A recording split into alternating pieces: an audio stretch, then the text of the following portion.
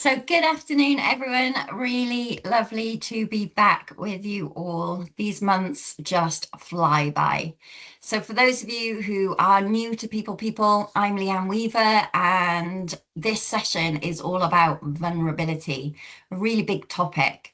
Before I get into that, just for those of you who don't know about us, as Tom was just saying, we deliver leadership, well-being and personal development solutions for organizations. So that can look like the annual well-being program that Tom just talked about, to leadership programs, to emotional labor sessions where we support your workforce who may be carrying a lot of emotional labor from the role that they're in.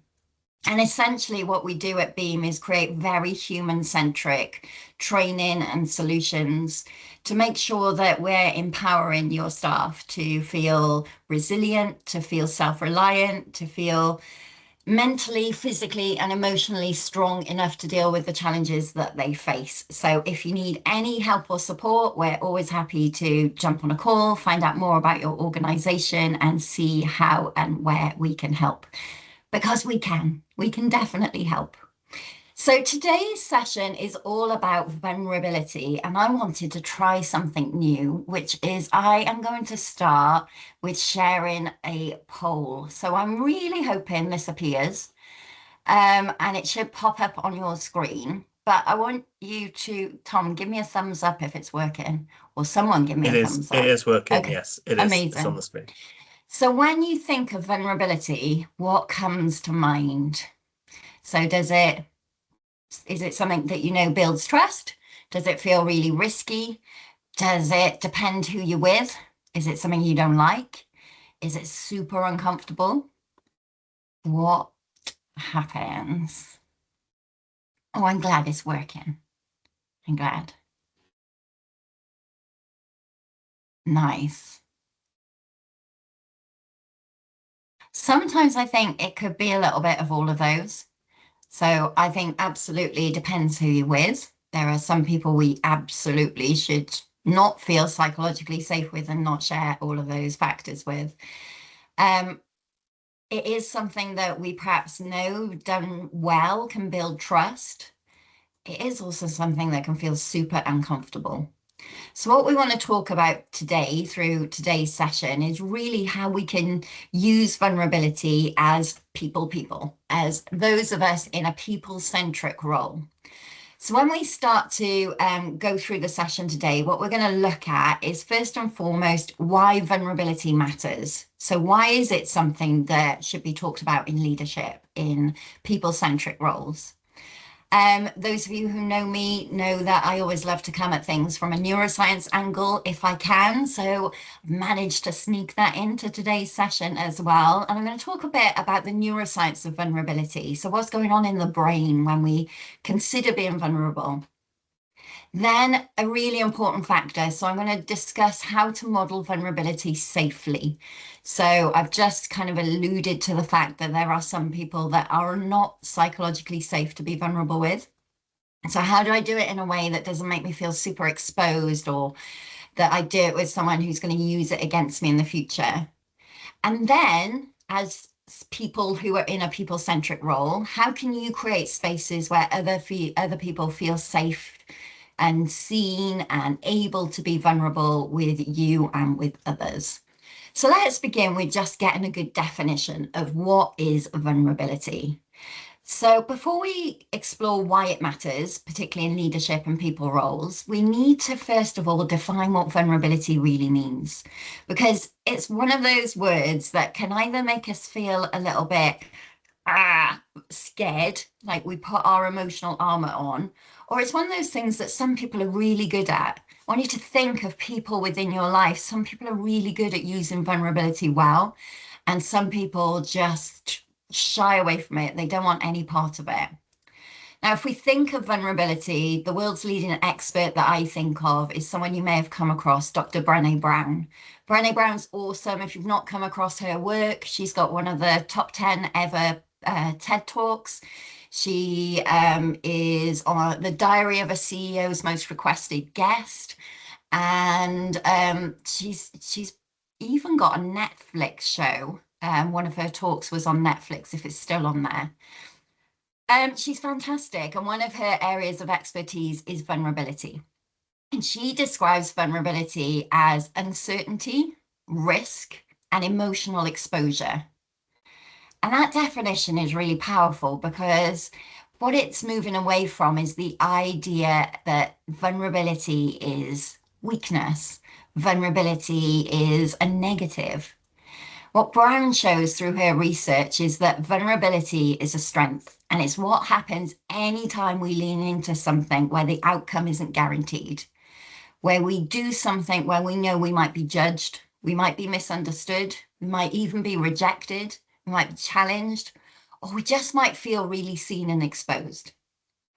And so, in a work context, vulnerability might be that we admit that we don't have all the answers, or that we say, I'm struggling and I need some help, that we give true, honest feedback. I've literally just jumped off a call with some senior leaders where we were talking, and this comes up so often when I work with senior leaders, of recognizing the difference between niceness and kindness.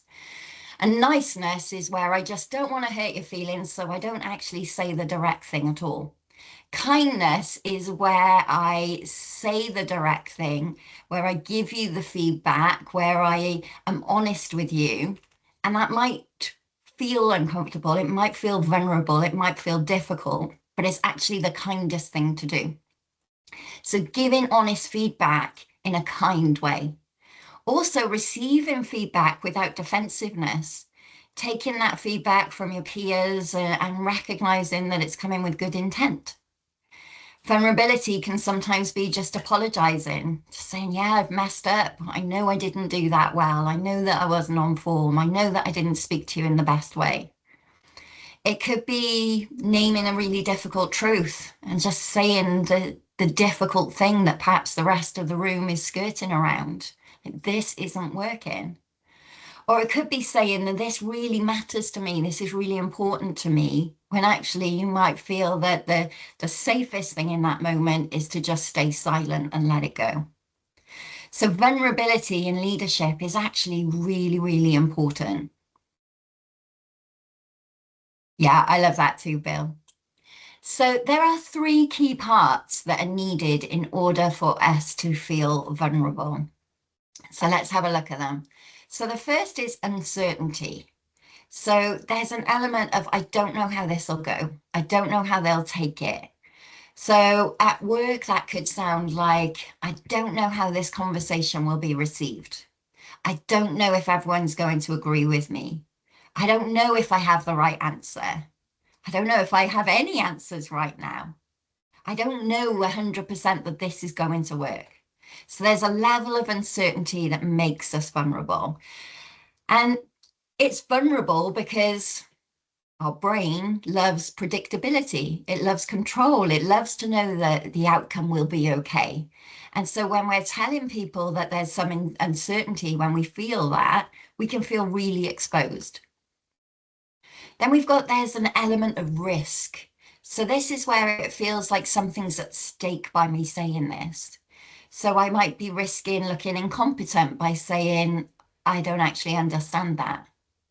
I might risk disappointing someone by saying and enforcing a boundary. We've done a session on boundaries before, and that might risk disappointing someone, and it might feel really vulnerable. We may even be risking conflict. I don't agree with you. I don't think that's the way forward. We might risk being judged. We might risk being seen as emotional or too soft or too difficult. Or as a leader I've worked with in the past week has told me, I'm seen as doing the fluffy stuff. So vulnerability can feel really risky because essentially something matters. There's something at stake with it. Because if there wasn't a risk, you wouldn't feel vulnerable. And then the third part is there's an element of emotional exposure. Ooh, so people might see what I really think, what I'm really feeling, what I really care about. That sense of exposure where my mask might have to slip a little bit. So that could be showing that you really care about something. It might be letting other people see that you're disappointed or upset or that something's really affected you. It might be those moments where you say a heartfelt, honest sorry, or you admit that you've made a mistake and share what you've learned from that. It's where you're honest and open about things without completely collapsing into it. It's like, yeah, that wasn't the best attempt. That didn't go as I planned. So it's important here to recognize emotional exposure doesn't mean emotional kind of dumping of everything. I don't have to tell everyone everything I'm thinking and feeling, but it does mean allowing some honest humanity to be visible. And I think it's really important when we're talking about vulnerability to really consider this concept of honest humanity. So Dr. Kristin Neff is the world's leading expert on compassion. And when she's revealed her findings when studying compassion, what she's found is one of the most essential components for us to be compassionate to ourselves or others is to have what she calls common humanity. Recognizing that as a human being, I am flawed, I make mistakes, I don't always have the answer. So honest humanity, being visible, is wearing that and saying, yeah, I'm a human being, I'm still learning and I'll always be learning. So vulnerability at work is also being able to be open, honest, and very human in a way that builds trust while still protecting your boundaries, while still making you feel safe and secure in what you're sharing. What vulnerability isn't is probably a really important place to explore as well. So it is not telling everyone everything. I can't tell you the amount of times I've shared in my therapy room with people that not everybody deserves to know your story. Your story, whatever that might be at any given moment, is privileged information that you only need to share with people that you want to share it with.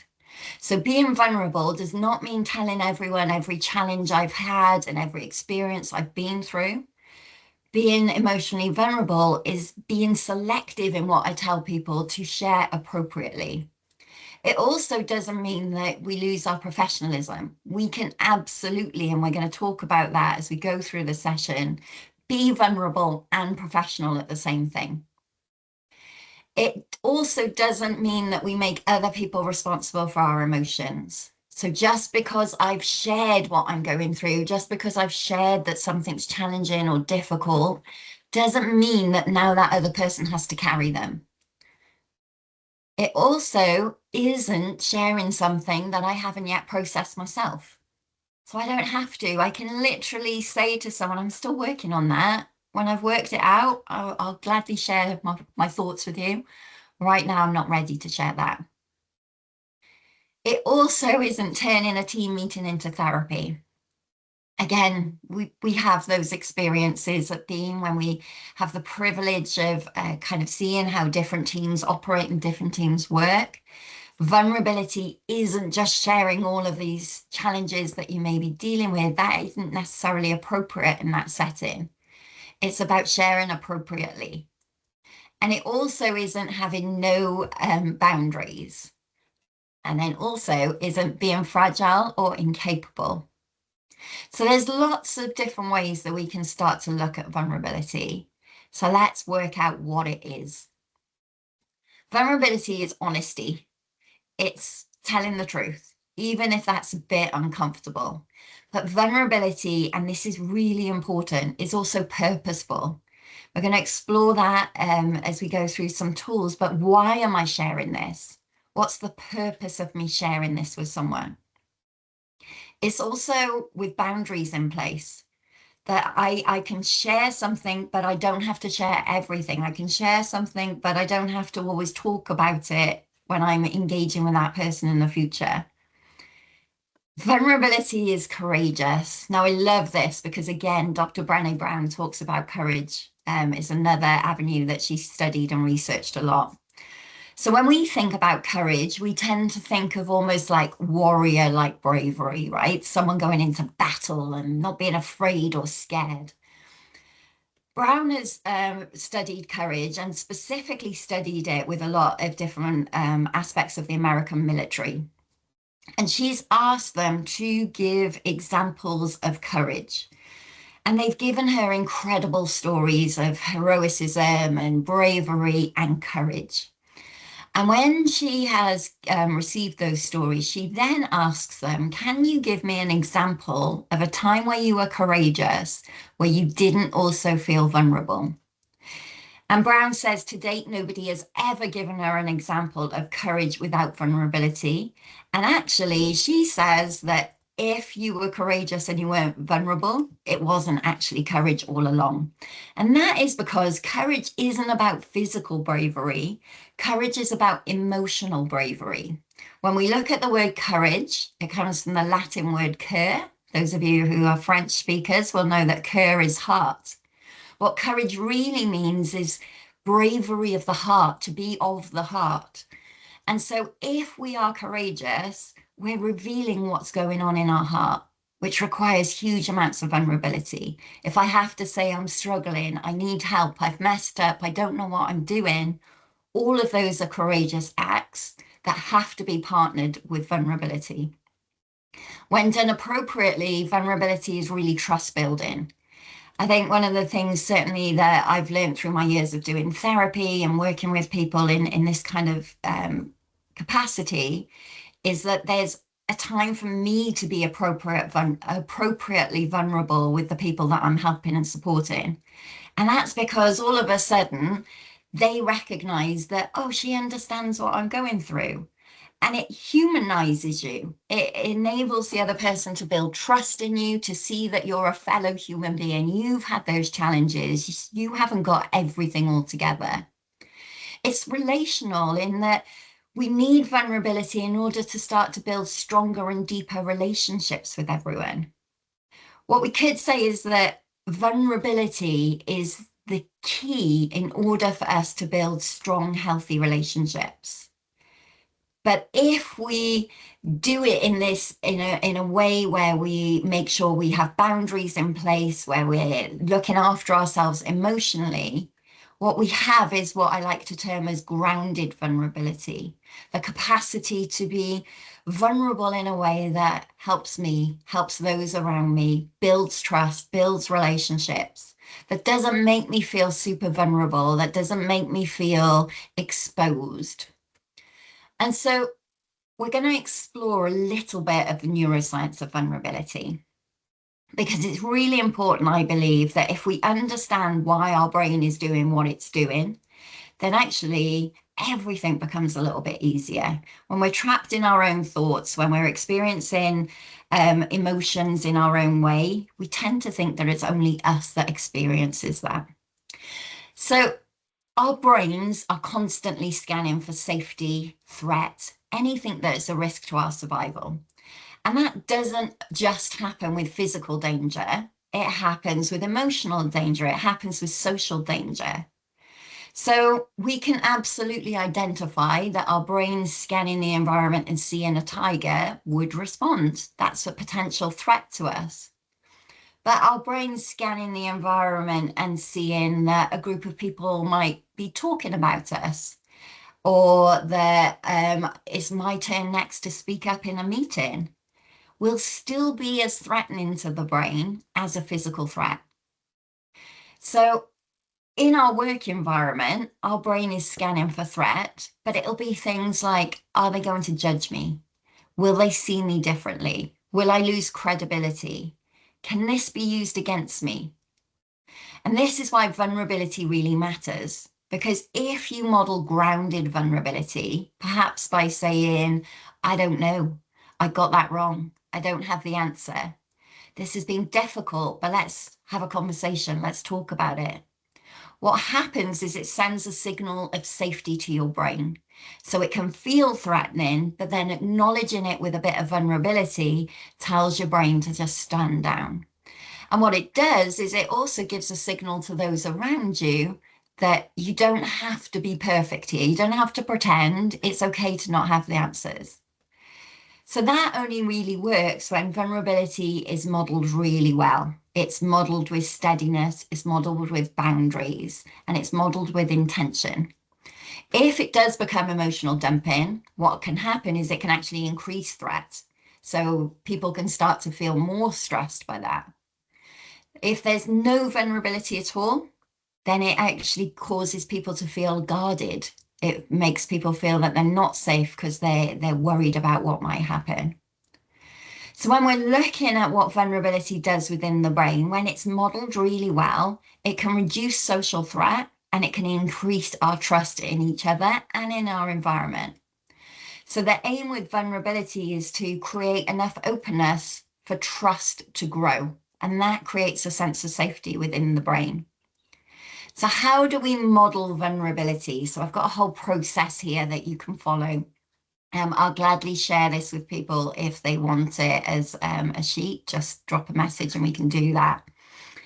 So vulnerability builds trust when it is purposeful, boundaried, steady, useful, and it becomes grounded vulnerability. So before you're about to share something, pause and ask yourself, why am I sharing this? So what's the purpose of me sharing this information? Then, am I sharing enough, but not too much? Essentially, does it feel safe for me to share this? What's the boundary I need to put around this? Steady is, can I share this without burdening other people, without making others carry it? Share this as a way of building trust, not making other people feel responsible. And then useful, so important when we're sharing, is does this help create clarity, trust, or connection? They're generally the purposes of me sharing information.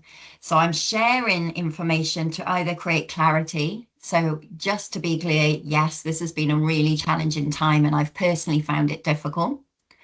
I'm sharing information to build trust. Like actually, when I was in that role, I found it really difficult, and this is what helped me build my confidence. Or I'm sharing it to build connection. Oh, yeah, absolutely. I've got a little dog as well, and we love to go and walk on the beach too. So, what's the purpose? When the purpose is based in clarity, trust, and connection, what we lead to is grounded vulnerability, which is essentially recognizing that we can all be human here. We don't have to leave our emotions outside the room. We also don't have to feel responsible for everyone's emotions. This is a place that is safe and we can be honest with each other. So when we model vulnerability safely, and this is so important if you're in a people-centric role, what happens is you can relieve the pressure from other people and you can actually use that vulnerability as a tool to help build clarity, trust, or connection. It's purposeful. There's a reason for sharing it. And it's boundaried. So you're not telling it to people and then making yourself feel really exposed. It's steady. So you're not asking the room to give you solutions and rescue you, regulate you, or carry your distress. And it's useful. It builds that clarity, trust, and connection. So these are really useful questions to ask yourself before you're about to share something that is a bit vulnerable. If you answer yes to them, it essentially, is this going to help the room or the relationship? And the answer is yes, then there's a chance that that's grounded vulnerability. If the answer is no, then it's probably not appropriately shared in this setting. So it doesn't mean you can't share it with that person at the right time, but it might not be appropriate in that setting. So how do we build spaces where people can feel safe, people can feel seen, and people can share vulnerability? Because when we do open up, how we respond to other people who open up really matters. So I want you to think about a time where you did share something a little bit vulnerable, and for whatever reason, it didn't go well. So that could be you felt dismissed.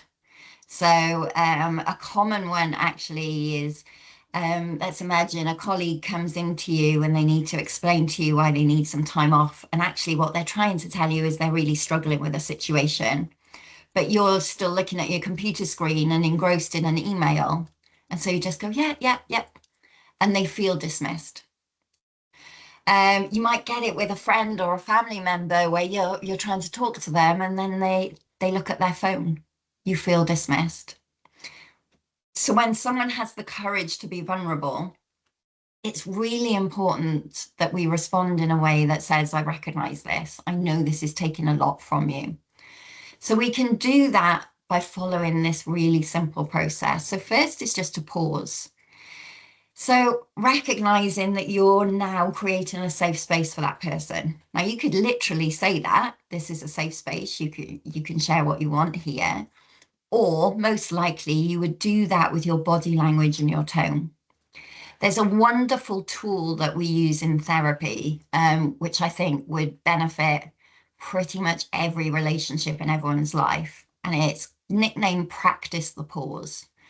And practice the pause is really challenging ourselves to start to get a bit more comfortable with that uncomfortable silence. So let's give you an example. So most of the time when someone comes in my therapy room and they sit down and all settled, and then I'll say, so how are you?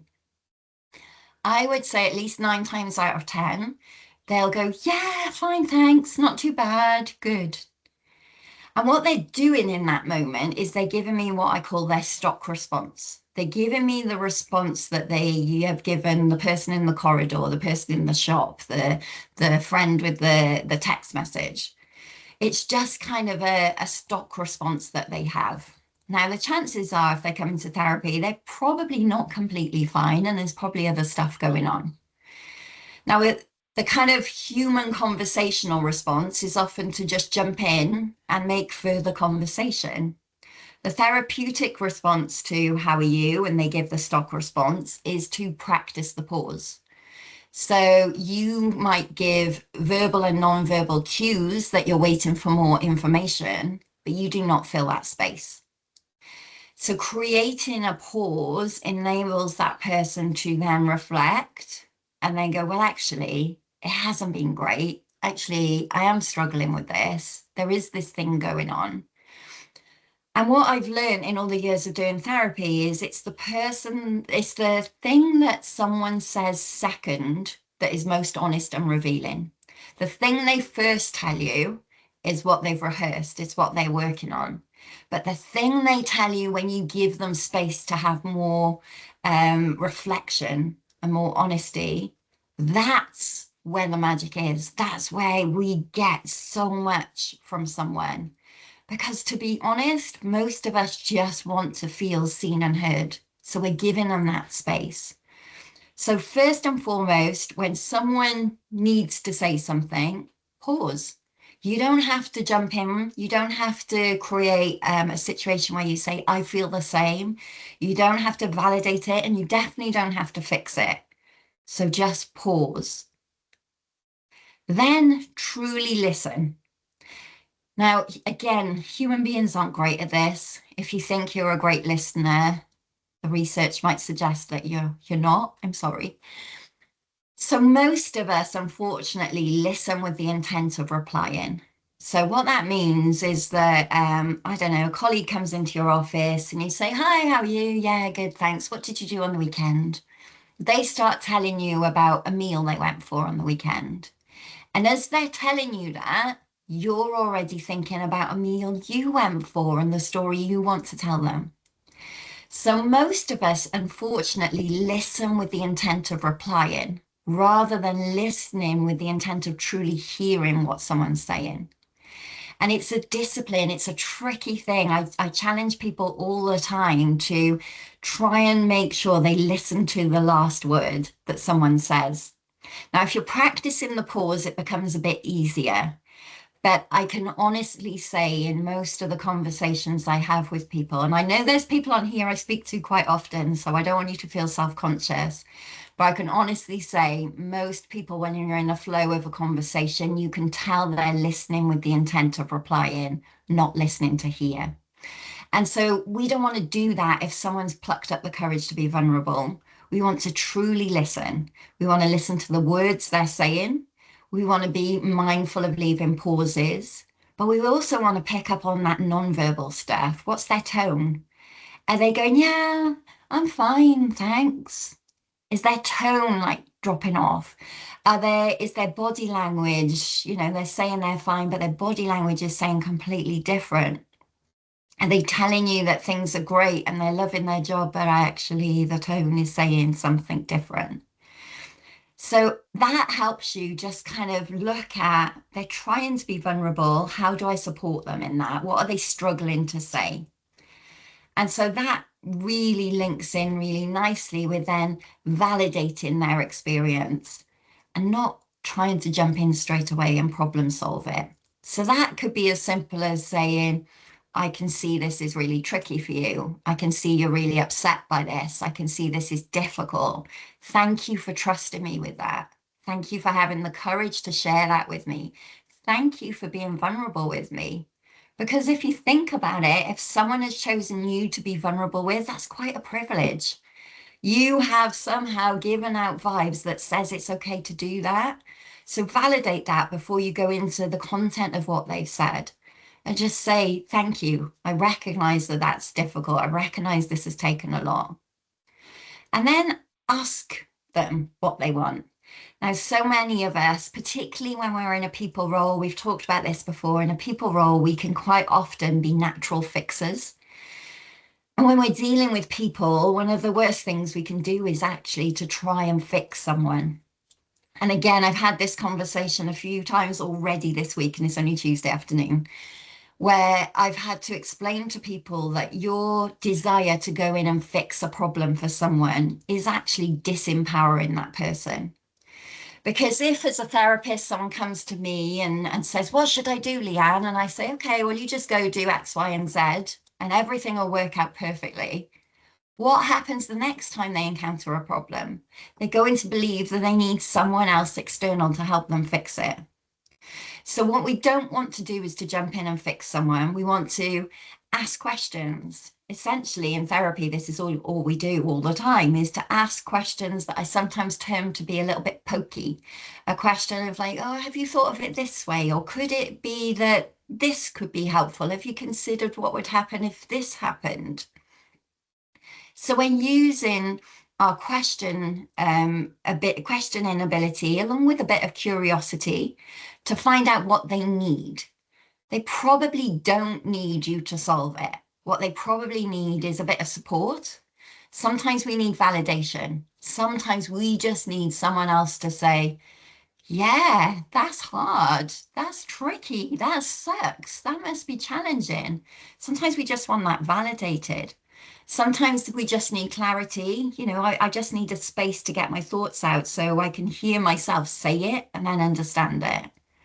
Sometimes we need someone to give us a bit of guidance on action. So maybe within HR, they're asking for something more legislative or procedural. But most of the time, a vulnerable moment needs validating more than advice. So it's just recognizing that they're having the courage to do it. And then finally, we protect the trust that has been granted to us. As I say, it's a privilege if someone trusts you. So if someone has been honest and vulnerable and open with us, and then we later go and tell someone else, or we dismiss it, or we share it with colleagues, or we start treating them differently, what we're teaching them is not only don't trust me, but actually potentially don't be vulnerable with anyone ever again. That little action can shut down people who use that as their justification and reasoning of it's not safe for me to be open with anyone. And I know there is not one person on this call that would be okay with doing that to someone. So we just got to be careful we don't accidentally do that. Now, of course, there's exceptions to this. So we would say if we believe someone is a risk to themselves or someone else, then absolutely you have an obligation to do something with that information, but you do it whilst telling that person that I can't help you with this, but I'm really concerned about your safety. So let's go together and speak to this person who I know has that experience. So making sure that you're protecting the trust, but you're still taking that kind of responsibility really seriously.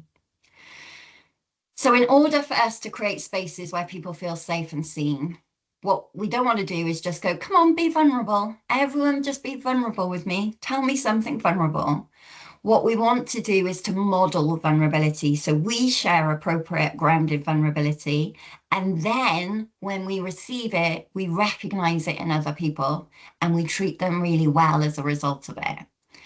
That essentially will teach people whether vulnerability is safe and practical for their future actions as well. And the reason this matters so much in leadership is because Brené Brown describes vulnerability as our hidden superpower. That leaders who do really well are grounded in vulnerability. A great leader is not someone who does everything perfectly, who is faultless, who's just kind of this stoic figure. A great leader is someone who owns up to mistakes, moves on quickly from failure, takes responsibility for their actions. Ultimately, someone who is comfortable with being vulnerable. And that's what my call is to all of you today, is to just challenge yourself to be a little bit more vulnerable. Vulnerability is absolutely a strength, not a weakness. It builds trust, it deepens relationship, especially when it's grounded. This is the key part. People-centric roles need vulnerability because it enables people to display their true emotions. It enables people to be authentic. It creates psychological safety when done correctly, and it builds connection and trust. And safe spaces are created by how we respond. So we need to be really mindful of responding in a way that recognizes the difficulty that has been overcome by someone making themselves vulnerable to you. Remember, it's a privilege if someone is vulnerable to you. I will hand over to Tom, and then if there are any questions, please pop them in the chat box or wait till we stop recording, and then Tom will let you know when you can go off mute and ask a question then. So get your questions ready while Tom is wrapping up.